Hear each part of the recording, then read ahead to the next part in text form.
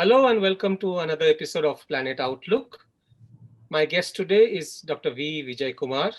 He is joining us from the Gujarat Institute of Desert Ecology, where he is the director. This is located in the beautiful city of Bhuj, Gujarat. He is a specialist in wildlife ecology, herpetology, and climate change. Thank you, Dr. Kumar, for joining us on Planet Outlook. Thank you.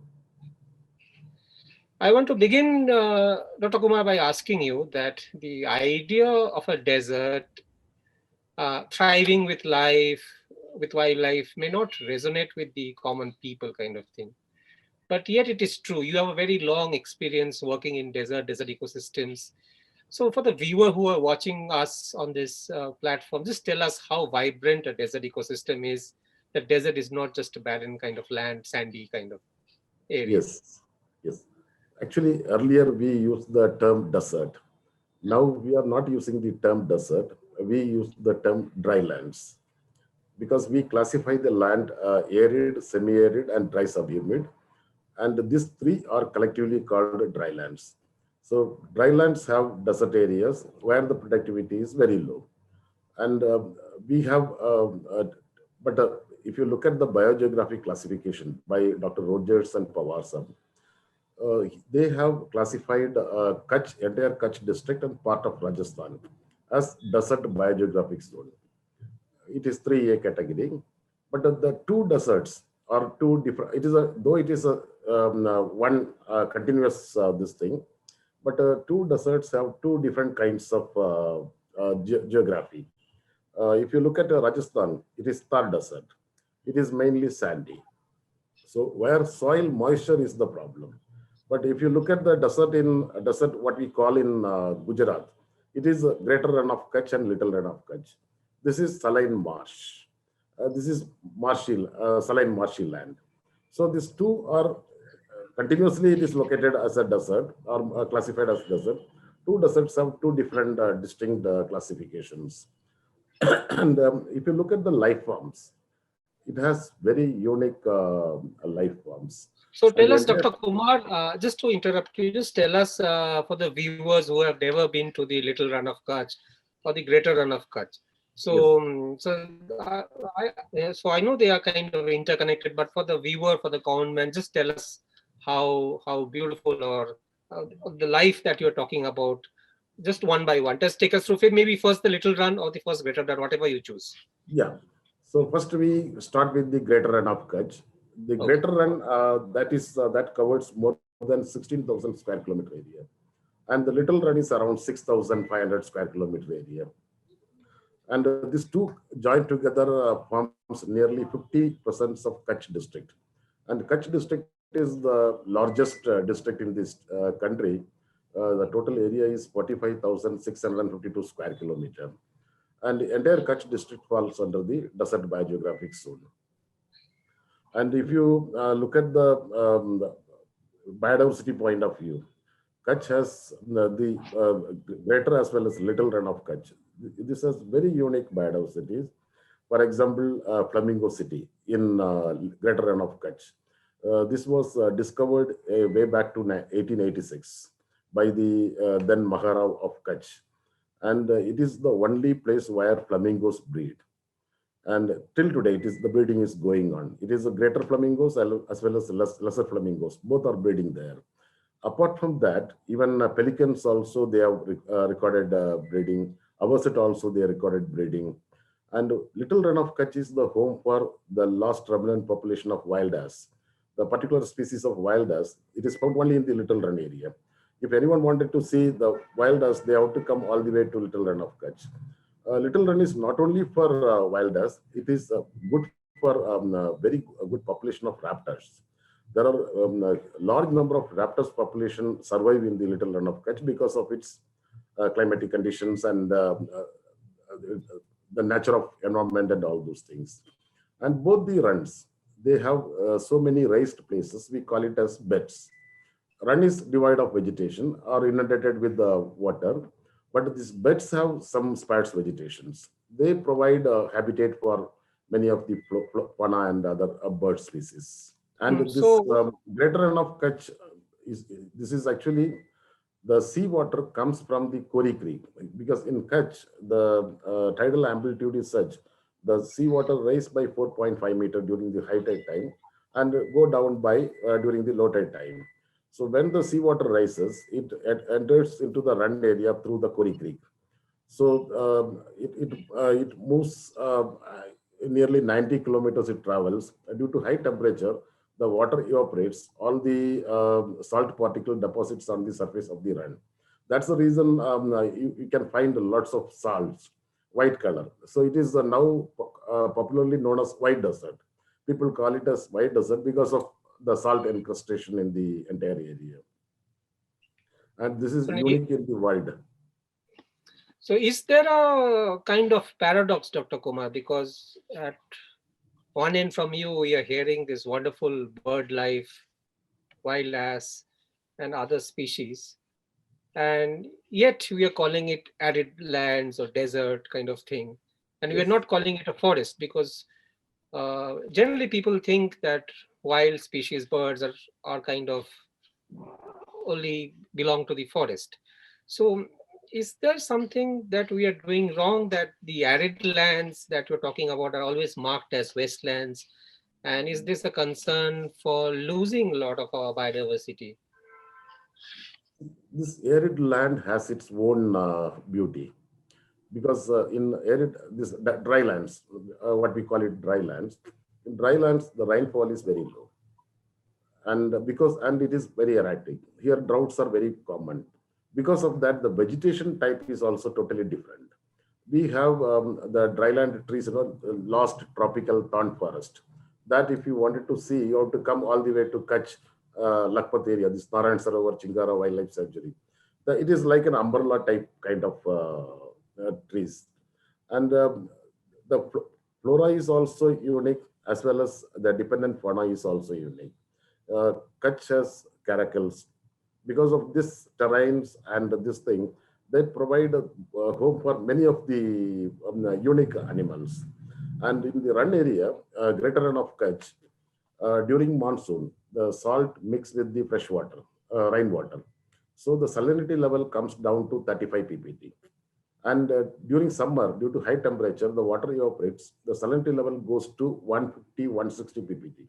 It is 5 to 6 times higher than the seawater salinity. Because of that, certain unique species, they survive in that area. For example, there is one zooplankton. It is a small organism. It is called Artemia. It lives in greater run of Kutch. It is found in greater run of Kutch in the water bodies, in the stagnant waters. And when the salinity increases, it produces stress to the Artemia. Because of the stress, the Artemia produce more cyst. That cyst can be collected and sold as a food feed for aquaculture industries. So that is one. Second, there are special kind of diatoms in the run. These diatoms, due to these harsh environmental conditions, they produce more lipid.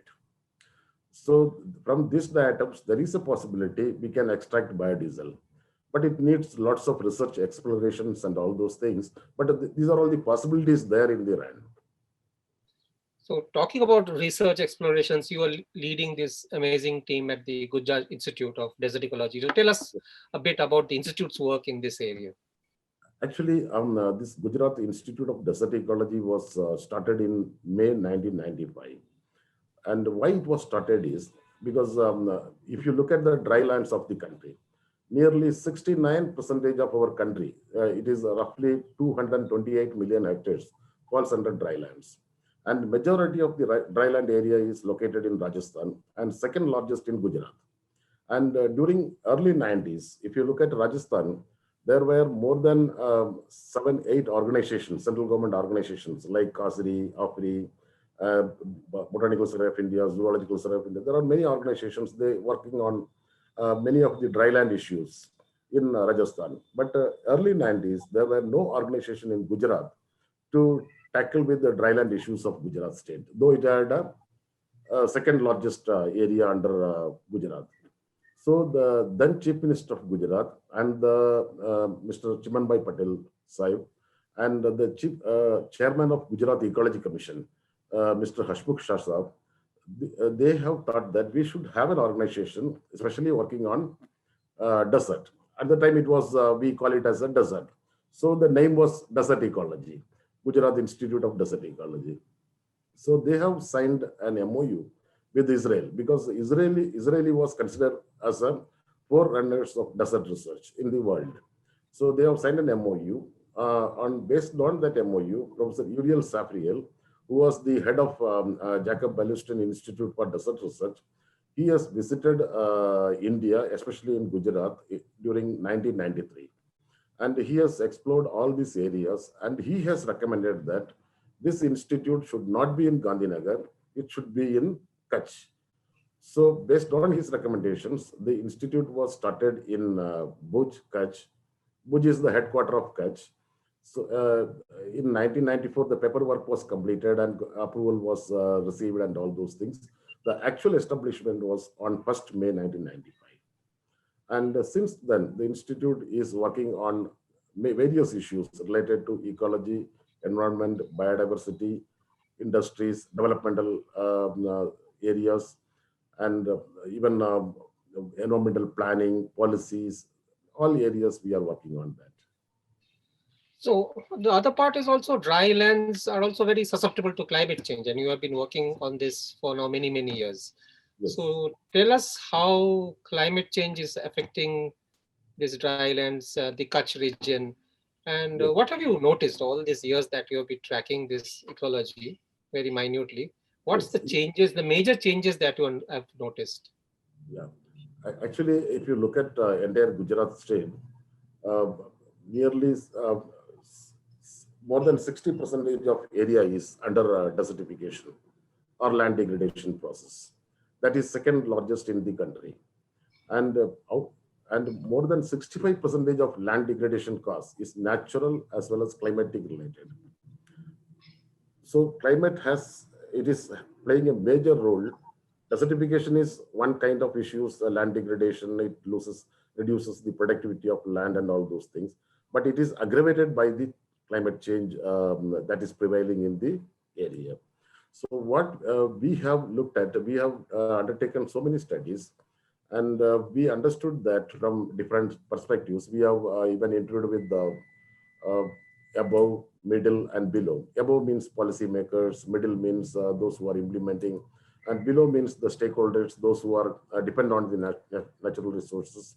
And everyone thought that from their perspectives, what we understood is there are 4 areas having major impacts. One is the livelihood impacts. One is on coastal resources. Second is on agriculture. Third is on animal husbandry and grasslands. And then water resources. Then the urban and other things will come. And we have analyzed the climatic data over 70, 80 years. What we understood is the temperature has slightly increased over the years, and that we can feel it also. And the rainfall also, there are changes, because IMD has classified the rainfall into very heavy rainfall, rather heavy rainfall. So very heavy rainfall means more than 124 mm rainfall in one single day.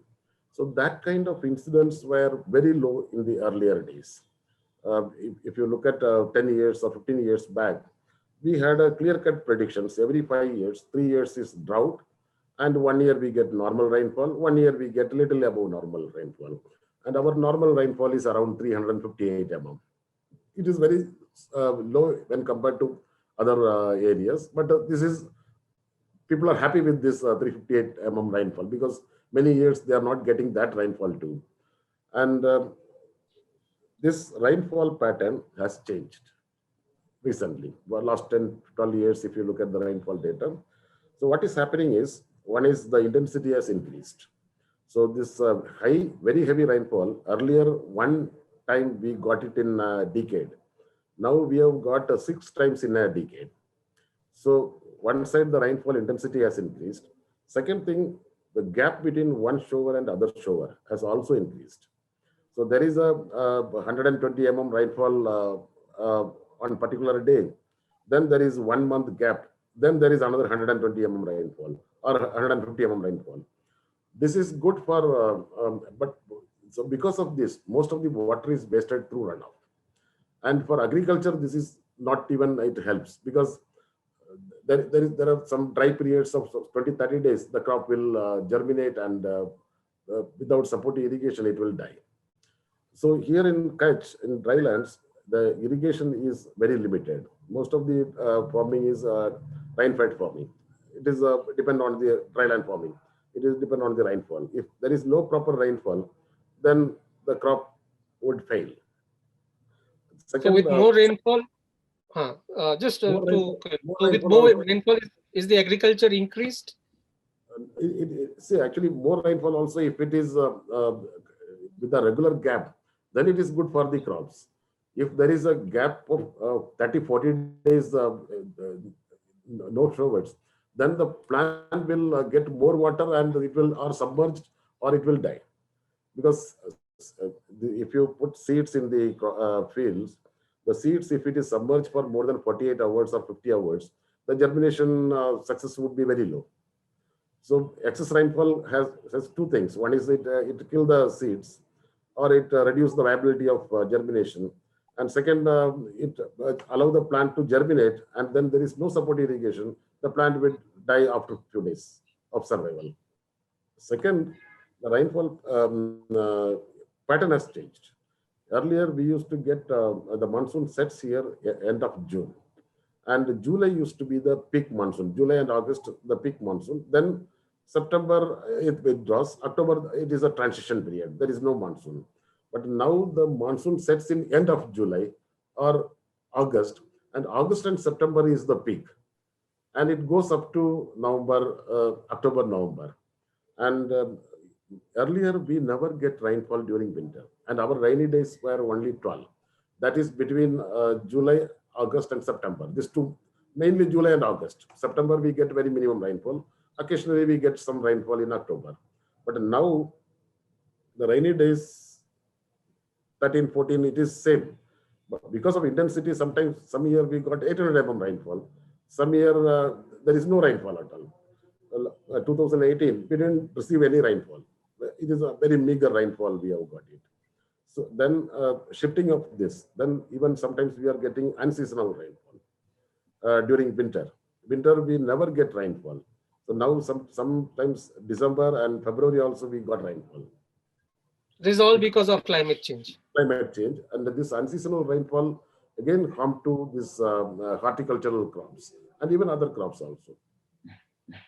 So the other thing, Dr. Kumar, I wanted to ask is, now recently, I know the United Nations also use this term, but the word desertification has become a little kind of ran into some controversy, because a group of scientists also who work on this system, they're saying that using the word desertification with land degradation is kind of not correct, because it maligns the entire diversity of the desert ecosystem, because desert has its own importance, desert has its own ecology, it has its own species. So do you agree that this word is kind of a misnomer? Land degradation is okay, but using the word desertification to land degradation is not the correct way to go? No, actually, desertification means it is land degradation only. Okay. And see, in dryland areas, they are already, it's a fragile environment. And if we take more and more, depend on how much dependency to the natural resources.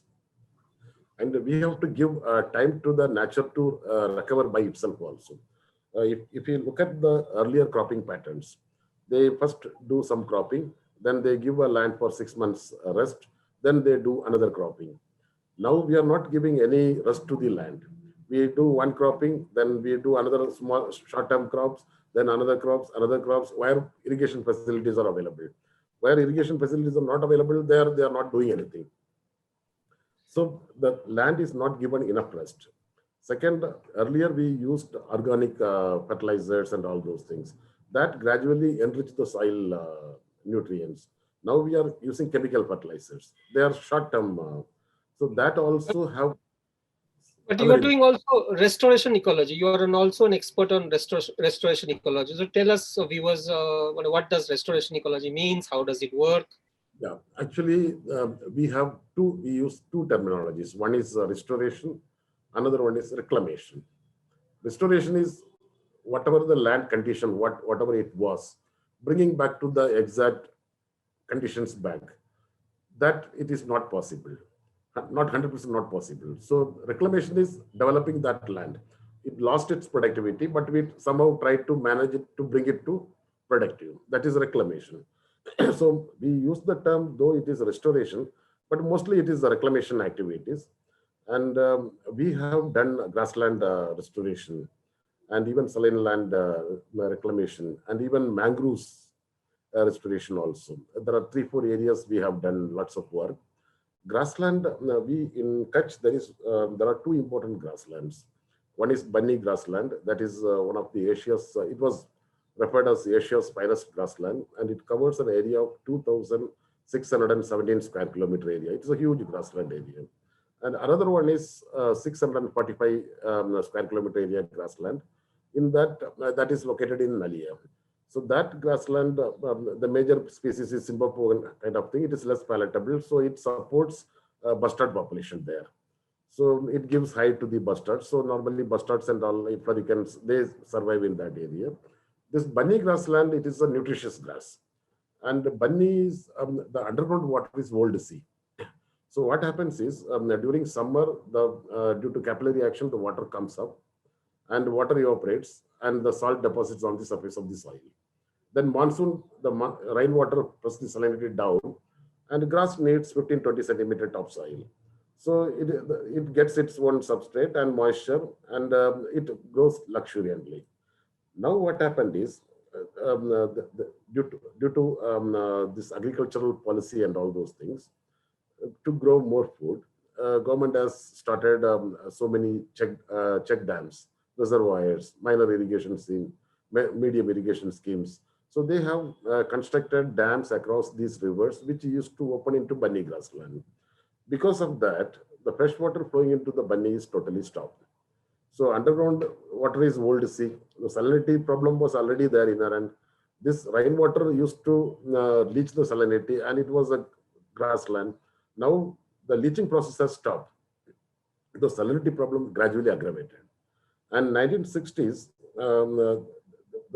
another planning commission has recommended that we should have some shelter belt all along the fringes of Banni, so that the salt particles from the run cannot come into inland area through the winds. Because here in summer, the wind velocity is very high. So the shelter belt was made those days. But the shelter belt, they tried many species, but finally they came up with Prosopis juliflora. But the Prosopis juliflora, those time it was treated as Kalpavriksha, because it is one plant, very hardy, it can grow anywhere, and it is a very good plant. So this too, the construction of dams and the introduction of Prosopis juliflora, this too has spoiled or degraded the entire Banni grassland. Now the Banni grassland is not grassland, it became a woodland. So the services also changed accordingly, because earlier it was providing a service for supplying fodder. Now it is providing a service for supplying fuel wood or wood. So because of this, that grassland has degraded. So any of the restoration or reclamation activities, first we have to understand what are the real problems, and we have to address to those problems. So here we understood the problem, major problem is salinity. The salinity favored Prosopis juliflora to invade, because every plant has its salinity tolerance limit. They cannot grow in high saline areas. So Prosopis has little more tolerance. So where native species cannot survive, there Prosopis can survive. And where the salinity is very high, there even Prosopis cannot even survive. So the Prosopis gradually encroach the entire Banni grassland. It is not only Banni grassland, many parts of the country as well as Gujarat also. So we understood that these are all the issues: salinity, Prosopis, and there is no grazing regulation in Banni. Overgrazing is another problem, because overgrazing before the seed production, if the plant is grazed, so natural seed bank gets depleted. So then the weeds will increase and palatable species will decrease. Another one problem we have noticed is that animals feeds on the grass and they leave their dung in the soil. So there is a cycling process. That they take nutrition from the soil and they release the nutrition to the soil. So it is a win-win situation for the animal as well as for the soil. But the people of late, they started collecting the cow dung and selling it to farmers. So the natural cycle was disturbed. The cow dung has a certain quality. It can reduce the soil salinity also. So the natural cycle they have disturbed. So these are all the things they have issues there. So we address these issues. So we have selected one area where the normal productivity was 248 kilogram per hectare in a normal rainfall year. So where we have reached a productivity of more than 6,000 kilogram in different amendments. We have made different amendments how to reach the salinity and through which how we can enhance the productivity. So on an average, if we speak, nearly 3,600 kilogram per hectare average was achieved those time. And the run also, we have done one reclamation program that was on a pilot scale because it was in 2000, 2001 when Kargil war was there. So Army used to keep lots of equipments in the run area, run beds. So it is totally barren. There is no vegetation at all. So they wanted to have some cover. So they asked us whether we can develop some cover on the beds or not. We said, it is not sure. We will try. If it is possible, we can do it. So we approached Ministry of Rural Development, Government of India. They have given us a pilot project. And we have taken two beds, Kuar bed and Mori bed, and where we have developed a green cover excellently. And it is not only the green cover was developed, and we have every year it can generate some 2,000 tons of grass fodder also. It can reduce the government expenditure by 41 lakhs annually. So, and it was so successful, and we are now sure that this can be replicated. So we have given training to Army officials so that they have the manpower, and if they have funds, they can replicate the same thing to other beds also. And in case of mangroves. No, I want to come back to the question again on grasslands is, Dr. Kumar, why do you think grasslands remain a neglected ecosystem in our country? Because wherever I see, at least I see grasslands as marked as wastelands always, and are first to kind of go for development. So this entire ecosystem with the fabulous bird life, mammal life. So where have we gone wrong? So why haven't we appreciated grasslands? Earlier, yes, you are absolutely right, because Government of India, they have published one report on grasslands in 2007, I think so. There they have written that grasslands are totally neglected by all the departments, because Animal Husbandry Department look for animals, Forest Department look for forest areas and wildlife. So there is the grassland didn't come under any departments. So it goes as a wasteland or VDs or kind of thing. But now government has focused mainly on the grassland areas for last 15 years or so. And there are lots of grassland restoration programs and all those things are going on. And yes, earlier these issues was there. So good to know that. And I want to end today by kind of revisiting one of your very dear subjects, which is herpetology. So you have told us about the magnificent bird life in Kutch, the wild assets, the caracals. So just tell us a bit of the herpetofauna in your wonderful region. Actually, Kutch is a dry land. People think that there is a water scarce area, but we have many water bodies. We have recorded more than 350 water bodies with more than 1 hectare size. And Kutch has a good population of crocodiles. It is marsh crocodiles, we commonly call it as magar. And there is one lake here in Prakshar. It is still with the Maharao of Kutch. And that lake alone has more than 150 crocodiles. So to my knowledge, if you roughly around 300 to 500 crocodiles present in entire Kutch. And this crocodiles in Kutch and the crocodiles in Tamil Nadu or some other areas, there are lots of behavioral changes. Actually, these crocodiles, they live in hot environmental conditions. Summer, it is a very high temperature, and winter, it is a very, very low temperature. So they have a special technique called tunneling. They dig burrows and they get into the burrows during summer, extreme summer and extreme winter. And we were surprised that what is the specialty of these burrows. Me and my guru, Mr. B.C. Chowdhury, we did a study in Gir forest to understand what is the importance of these burrows. After certain depth, the burrow temperature remains constant. Outside temperature may fluctuate from 12 degree in the night to 47 degree in the daytime, but the burrow temperature fluctuates 19.1 to 19.2. It is 0.1 degree fluctuations. So there is no temperature fluctuations. So animal doesn't need much activity. Second thing, mugger, they need very low quantity of food. Half a kg fish is more than sufficient for, and the conversion rate is very high. Their whatever they eat, nearly 80% will be converted into their body weight. So excess food will be stored in the form of fat in the tail as well as below the skin. So during this estivation or hibernation time, they use that reserved fat that is used for their survival, and they can survive in the burrows for more than a month or two. Then another important herpetofauna, if you look at, that is Uromastrix. We have a good population of Uromastrix in Kutch, even in the greater run of Kutch also. In the beds, we found a very good population. This is the only reptile which are herbivores that they depend on grasses. Then we have desert monitor. That is also there. Then we have once recorded this royal snake. Royal snake was not very frequently recorded. Otherwise, vipers are very common.